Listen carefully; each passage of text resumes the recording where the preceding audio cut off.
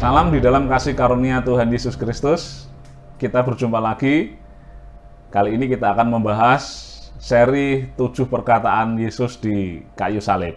Di video ini kita akan membahas perkataan atau ungkapan yang pertama, yakni saat Yesus berkata, "Ya Bapa, ampunilah mereka, karena mereka tidak tahu apa yang mereka perbuat." Nah, bacaan kitab suci diambil dari Lukas 23 ayat yang ke-34. Bapak, Ibu, dan Saudara yang terkasih di dalam Tuhan, kalau panjenengan baca ayat 33 dari Lukas pasal 23 ini, dikatakan di sana, sesampai di tempat yang bernama Tengkorak, Yesus disalib bersama dengan 2 orang penjahat. Satu di sebelah kanan, satu di sebelah kiri. Nah, saat itulah Yesus berdoa begini, "Ya Bapa, ampunilah mereka, sebab mereka tidak tahu apa yang mereka perbuat." Yohanes 23 ayat 34. Nah, Bapak, Ibu, dan Saudara yang dikasih Tuhan, ini menarik sekali karena ungkapan atau seruan doa Yesus ini secara teologis ini menggambarkan tentang esensi dari Injil itu, yakni sebagai kabar baik. Apa kabar baiknya? Yakni kabar pengampunan dosa bagi umat manusia. Saat Yesus berkata atau saat Yesus mengungkapkan doanya atau perkataannya di kayu salib, "Ya Bapa, ampunilah mereka." Artinya saat itu Yesus sedang bertindak sebagai pengantara antara manusia dengan Bapa. Di atas kayu salib itu hubungan antara Allah dengan manusia dipulihkan. Nah, secara praktis kita juga melihat bahwa selama hidupnya, selama pelayanannya, bukankah Yesus telah mengabarkan atau telah mengajarkan hal-hal tentang pengampunan? Misalnya dalam Lukas 6 ayat 35, Yesus berkata, "Kasihilah musuhmu." Kemudian ketika Yesus mengajarkan doa Bapa kami pun mengampuni setiap orang yang bersalah kepada kami, Lukas 11 ayat 4, kemudian Matius 6 ayat 12. Nah, Yesus di kayu salib itu telah bertindak sesuai dengan apa yang Ia ajarkan. Nah, saudara-saudara, soal pengampunan melalui salib Kristus, Rasul Paulus telah menegaskannya di dalam Efesus 1 ayat 7 demikian. "Sebab di dalam Dia dan oleh darahnya kita beroleh penebusan, yaitu pengampunan dosa menurut kekayaan kasih karunia-Nya." Atau di dalam suratnya kepada jemaat Kolose pasal 1 ayat 14. Nah, saudara-saudara, yang sangat menarik ketika Yesus berkata, "Ya Bapa, ampunilah mereka, karena mereka tidak tahu apa yang mereka perbuat." Nah, siapa mereka itu? Nah, siapa yang diampuni itu? Siapa yang termasuk didoakan Tuhan Yesus supaya Bapa mengampuni itu? Nah, kalau kita lihat konteksnya di dalam Lukas pasal 23, mereka itu ada beberapa kelompok, ada beberapa golongan. Prajurit-prajurit Romawi yang mengeksekusi Yesus, ya, eksekutor hukuman salib itu, dan tentu saja Pontius Pilatus mungkin yang memerintahkan atau menyerahkan Yesus kepada orang-orang untuk disalib, atau bisa jadi imam-imam kepala, pemimpin-pemimpin, dan rakyat banyak, masyarakat banyak yang waktu itu berteriak, "Salibkan dia, salibkan dia." Nah, lebih menyakitkannya lagi, sebelum mereka berteriak salibkan dia, mereka mengeluhkan Yesus begitu rupa ketika Yesus masuk ke Yerusalem, "Hosana, hosana bagi Sang Raja." Nah, bukankah itu sesuatu yang menyakitkan? Nah, apakah mereka itu yang menjadi sasaran, atau mereka itu yang disebut Yesus, yang Yesus ketika Yesus berkata, "Ya Bapa, ampunilah mereka"? Apakah mereka itu prajurit-prajurit Romawi, Pontius Pilatus, orang-orang banyak, atau bahkan mungkin murid-murid yang meninggalkan mereka? Wah, mereka nggak tahu apa yang mereka perbuat, wong gurunya baru mesara begini kok ditinggal pergi. Apakah itu, saudara? Nah, saudara-saudara yang kasih Tuhan, mari kita renungkan lebih dalam.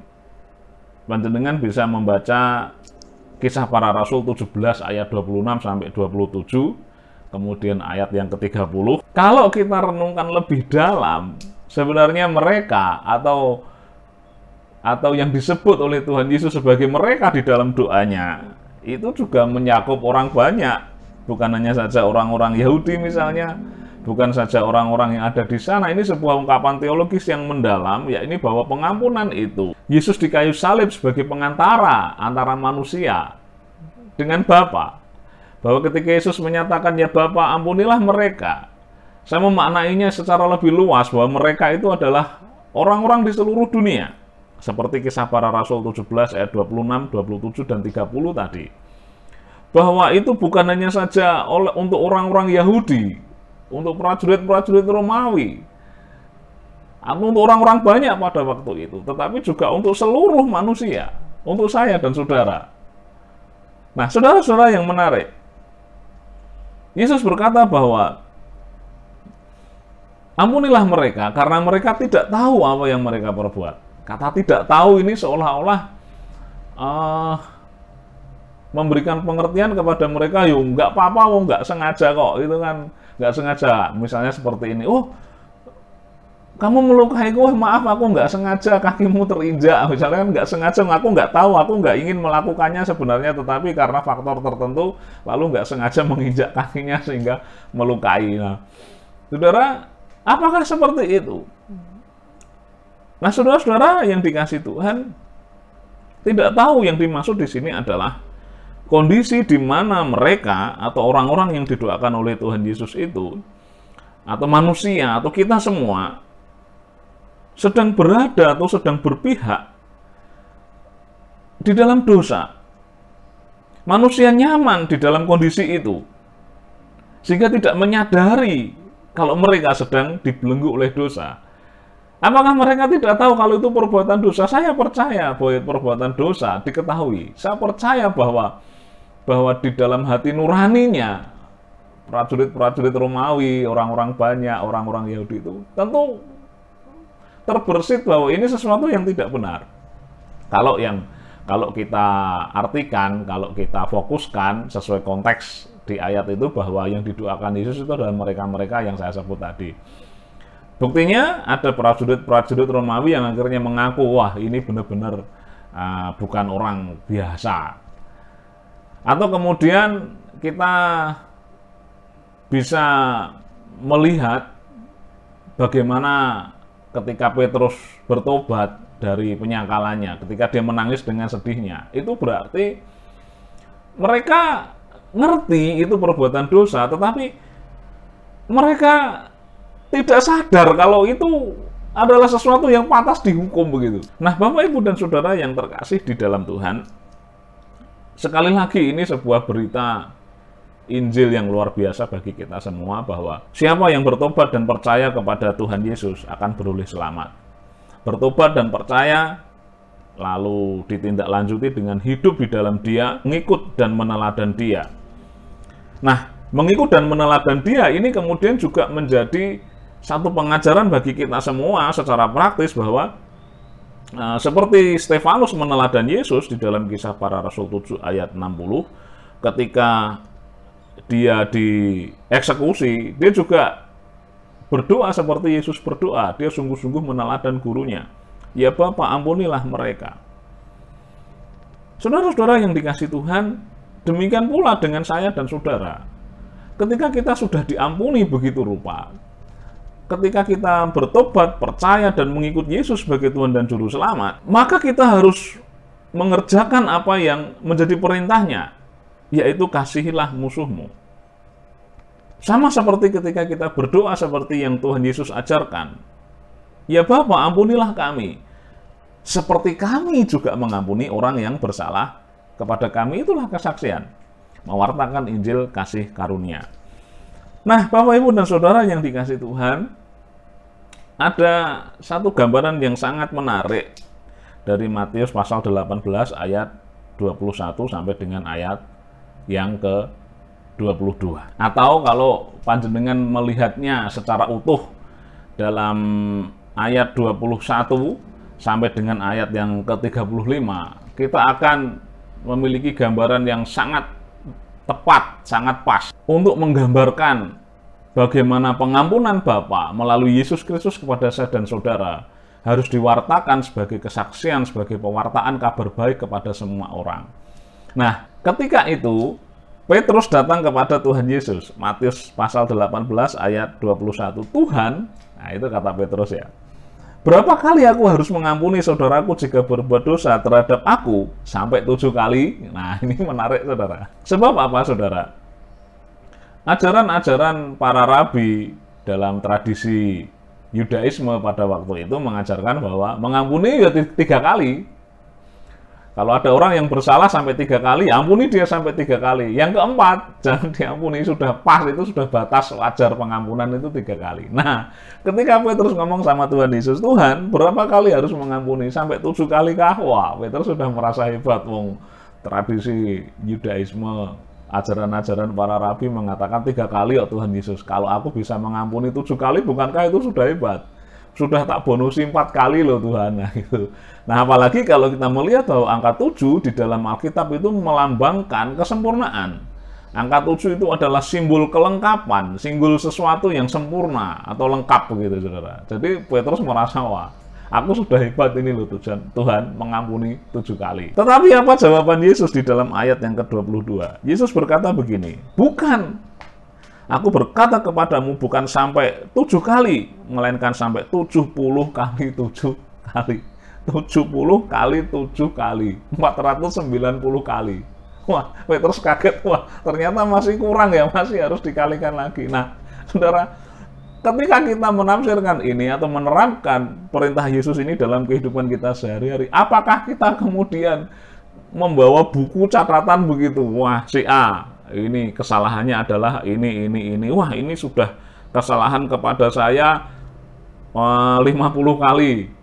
Wah, masih 340 kali ini. Wah, jadi kalau dia bersalah nanti centangin gitu, saudara. Kamu kalau bersalah kepadaku lagi sampai 490 kali tak coret. Apakah kita begitu mempunyai daftar buku catatan kesalahan-kesalahan orang yang diberikan kolom sampai 490 kali lalu dicentangi begitu? Apakah begitu, saudara? Yesus ingin mengajarkan tentang sesuatu pengampunan yang tidak terbatas.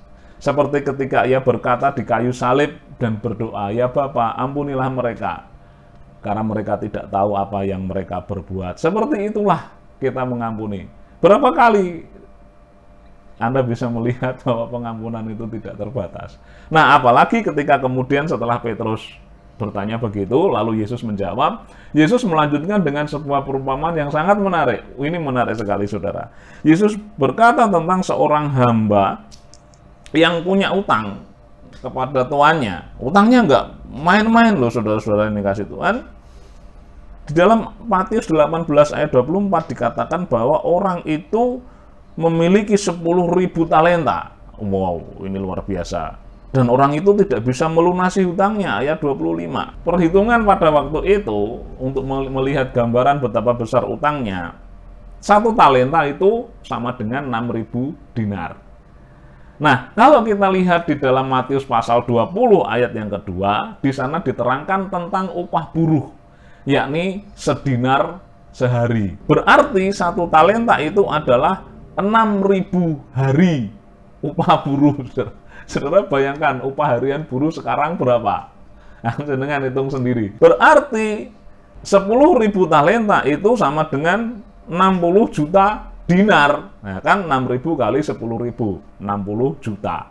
Itu menggambarkan betapa besar utangnya orang ini sehingga dia tidak mampu membayarnya. Itu adalah gambaran bagi saya dan saudara yang berhutang dosa.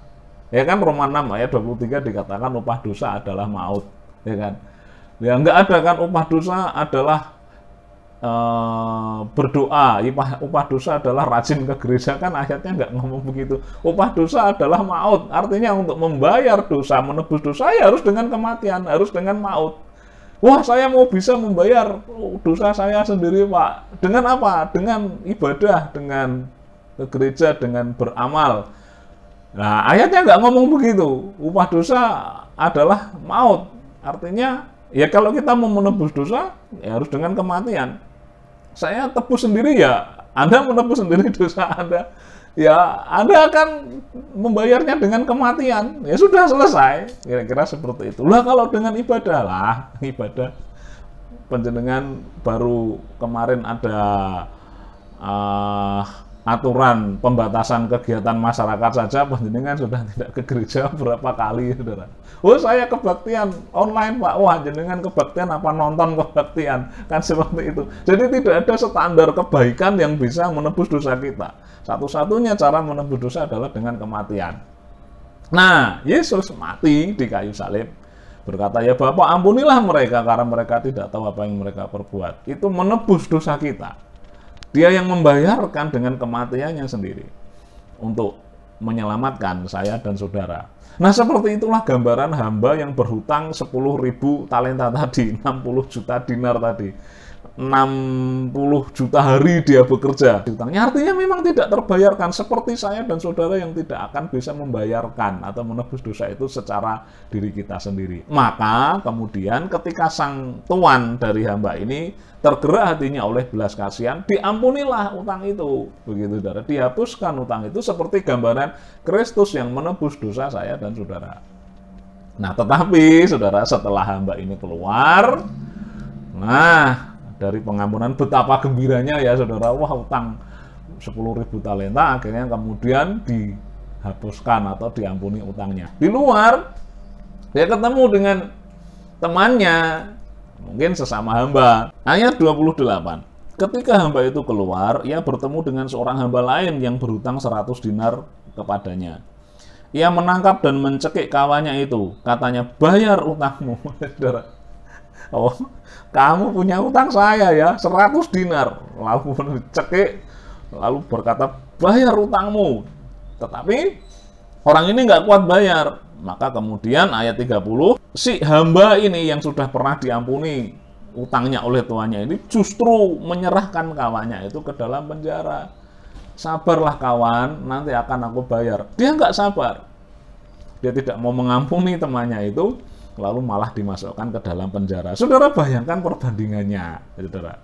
Lah ini utang 10.000 talenta diampuni, lah masa 100 dinar, saudara. 100 dinar, nggak mau mengampuni. Itu gambaran kalau saya dan saudara menjadi orang yang percaya kepada Tuhan.